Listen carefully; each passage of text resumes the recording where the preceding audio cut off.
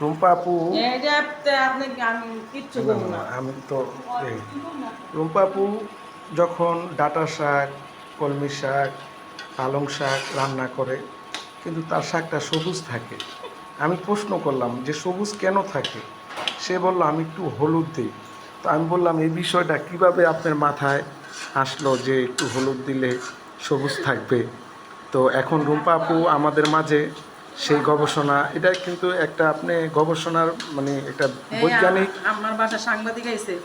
বৈজ্ঞানিক বিষয় ভাবতে পারেন, কারণ সে কোথাও দেখেনি। তার অন্তরের ভাবনা থেকে সে, অভিজ্ঞতা। যে অভিজ্ঞতা থেকে যে সবুজকে সবুজ রেখেছে সিদ্ধ করার পরে, এই বিষয়টা আসলে জাতিকে জানানো দরকার, এই মেসেজটা দেওয়া দরকার প্রতিটা নারীকে। কারণ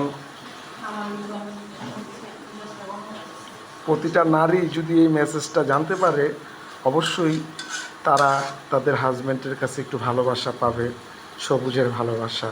কারণ শাকের মধ্যে হলদি দিয়া ভালোবাসা। এবার রুম্পা প্লিজ আপনি আপনার যে কোন ভাবনা থেকে শাকের ভিতরে একটু হলুদ দিলে সবুজ থাকে, আমি কইতাম না কিছু। আর একটু বলেন। আপনার এখন প্রায় 1.5 লক্ষ লোক অপেক্ষায় আছে আপনার এই বিষয়টা জানার জন্য, তারা সবাই আমাদের ইয়েতে ঢুকেছে। আপনি বলেন প্লিজ, এই আপনি বলেন আমি প্লিজ। আমার মনের ইচ্ছা থেকে দিছি। আপনার মনের ইচ্ছা থেকে, যাই হোক, আপনার মনের ইচ্ছা আর কি কি হয় বলেন, যাতে একটু শুনুন। জি বুঝতেছি।